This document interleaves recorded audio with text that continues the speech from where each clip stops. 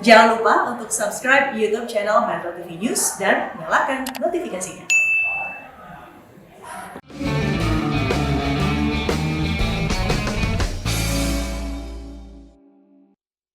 Kenapa diusir tadi ya dari mana itu? Siapa yang ngusir dari lingkungan tempat rumah kreatif ini berada? Ya, jadi awal mulanya kan di peninggalan rumah ibu kan meninggal sama bapak. Ya. Peninggalan rumah beliau itu kita bangun karena 2015 itu pas kita mulai kegiatan tuh saya mendapat apresiasi penghargaan dari instansi pemerintahan pusat. Waktu itu Kemenpora. Oke. Sebagai pemuda pelopor nasional dapat apresiasi. Kita bangunlah workshop sederhana di situ. Dengan budgeting yang ada kita terima itu. Ternyata kan rame tuh, rame berdatangan orang mau belajar dengan berbagai, ada yang pakai tato, ada yang rambut kuning dan sebagainya. Itu pandangan warga, iya terganggu, dan itu juga di dalam gang karena rumah kita dalam gang dan parkirnya juga kurang mumpuni. Nah, makanya mengganggu, dianggap mengganggu. Betul. Jadi akhirnya kita langsung suruh pergi dari situ yang sebenarnya itu rumah saya sendiri. Akhirnya kita pinjam bangunan bekas puskesmas yang 10 tahun udah nggak dipakai, kita yang pakai. Oke, terus Di situ. kenapa pindah lagi dari situ? Karena lumayan berat biaya listrik sama air. Oh, karena listrik itu gedung dan air gede. harus bayar sendiri. Iya. Oke, pindah lagi. Yang biayanya itu bisa nyewa sebuah rumah. Oke. Lalu kita Jadi, pindah lagi. Pindah sampai 7 kali. Betul. Dan ini yang ketujuh. Oke. Lumayan ya perjuangannya. Iya. Kemudian produk-produk ini dijual kemana ya? Pasarnya siapa ini ya? Kalau kita sekarang memanfaatkan media sosial, ada yang offline juga, sering juga diajak kolaborasi dengan pemerintah daerah, pameran-pameran.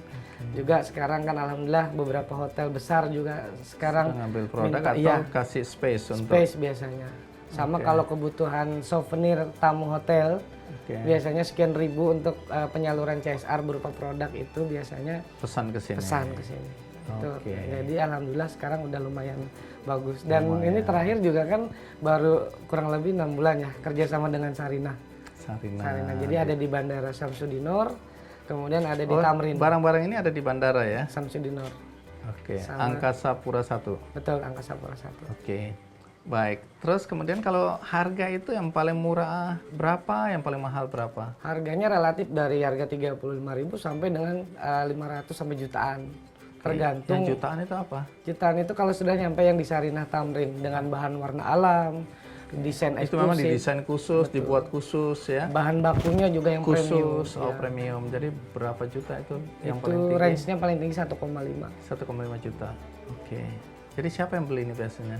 Nah, pasarnya kalau biasanya keluar, karena produk yang kita dominasi warna alam. Warna alam ini kalau orang lokal kita nggak akan banyak yang berminat. Karena terlalu gelap gitu ya, maunya yang kurang cerah. Ya. Apa anak-anak muda mau yang cerah-cerah gitu ya.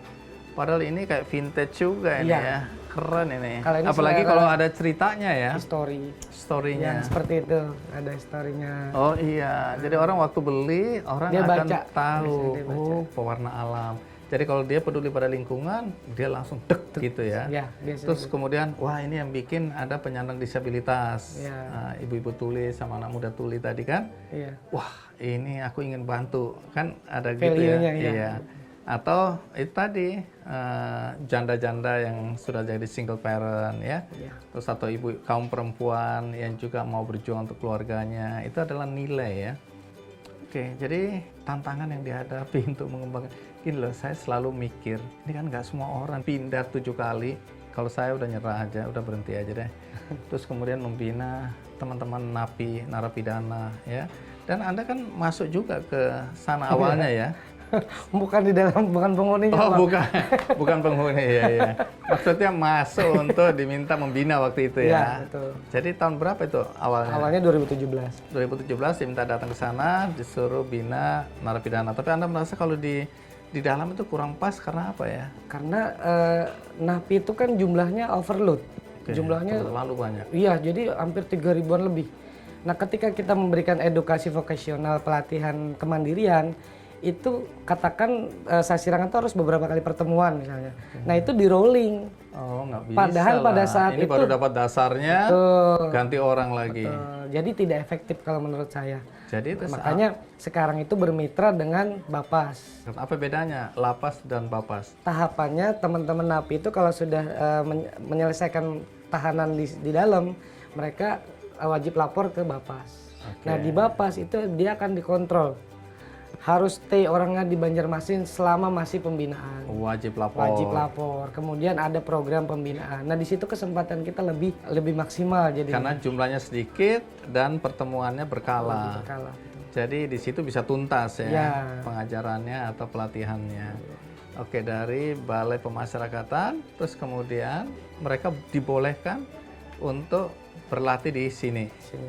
Itu ada dua, kalau yang anak berhadapan dengan hukum sesuai putusan pengadilan oleh hakim dan kejaksaan di Latker, biasanya hakim dan pengadilan memutuskan di sini, kita yang akan seleksi dulu, nggak semua yang kita bisa pilih. Okay. Kita akan asesmen dari keluarganya, kemudian dari tingkat kriminalnya seperti Ada apa. tes psikologi. Iya, psikologi supaya memang anak ini trauma mental kecilnya seperti apa, kita harus pelajari di situ dulu.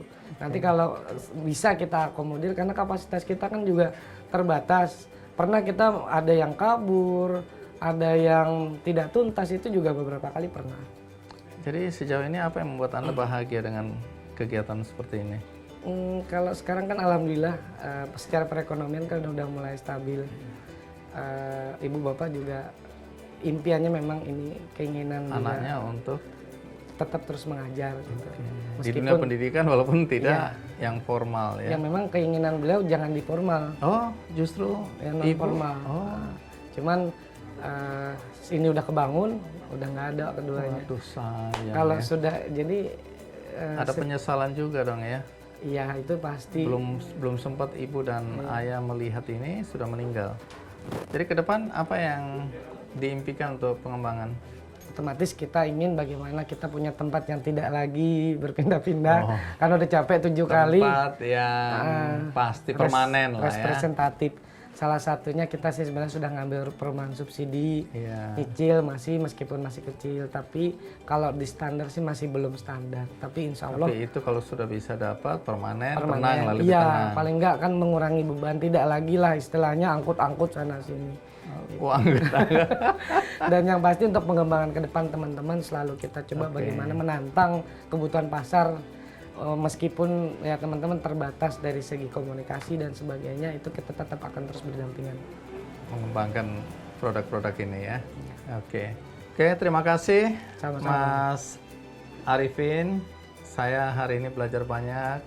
Saya yakin penonton KKND On Location juga belajar banyak tentang bagaimana semangat hidup, semangat berbagi, semangat membantu sesama ya. Jadi mudah-mudahan ini menginspirasi siapapun yang menonton Amin. episode kali ini. Oke, kita itu kan belum lihat yang ibu-ibu tadi di depan ya. Siap. Kita lihat ya. Mas Arifin, saya kesini tidak sendiri karena ada teman-teman dari Angkasa Pura Hotel yang mau ikut. Cuma saya nggak tahu ngapain mereka ikut ke sini ya. Ada Pak Imron? Ya, silakan Pak Imron. Assalamualaikum. Sampaikan sendiri kenapa mau ikutan. Sehat, Pak. Alhamdulillah sehat. Iya, apa Pak Andi, kabar? kabar salam sehat Pak. Iya, jadi ini orang yang saya ceritakan. Siapa? Terus gara-gara cerita itu Anda bilang saya boleh ikut. Saya tadinya mau larang ikut. Gitu. Cuma saya ngikut ngintil-ngintil ini. saya lihat ini kelihatan wajahnya orang baik. Jadi saya bilang ya sudah, ikut silakan. Nah, pertanyaannya sekarang kenapa mau ikut ke sini? Jadi datang ke sini kami dari Angkasa Pura Hotel ini kami lihat ini sejalan dengan visi misinya dari Angkasa Pura Hotel itu sendiri. Melihat dari rumah kreatif yang dibangun oleh Pak Arifin ini luar biasa. Jadi kami lihat ini ada komitmen dan secara konsisten mengembangkan ini, maka kami tergeraklah untuk mendukung apa yang sudah dilaksanakan selama ini dengan baik. Mendukung. Dukungannya berupa apa itu? Kami untuk konkretnya ya, mendukung untuk pengembangan ini bisa secara terus-menerus. Kami akan memberikan donasi untuk donasi. Ya, berapa nilainya donasinya? Ini Pak Andi. Oh, senilai 50 juta rupiah. Pak Andi. Jadi, Semoga bermanfaat. tapi tunggu dulu sebelum dikomentari, Iya. saya juga ingin tahu. Ya. Dengan donasi 50 juta rupiah ini, apa harapan dari teman-teman di Angkasa Pura Hotel? Nah, harapan ke depan, ide-ide kreatif ini akan terus berlanjutkan ya. Dan muncul inovasi, kreativitas, dan banyak mendapatkan nilai tambah bagi masyarakat sekitarnya.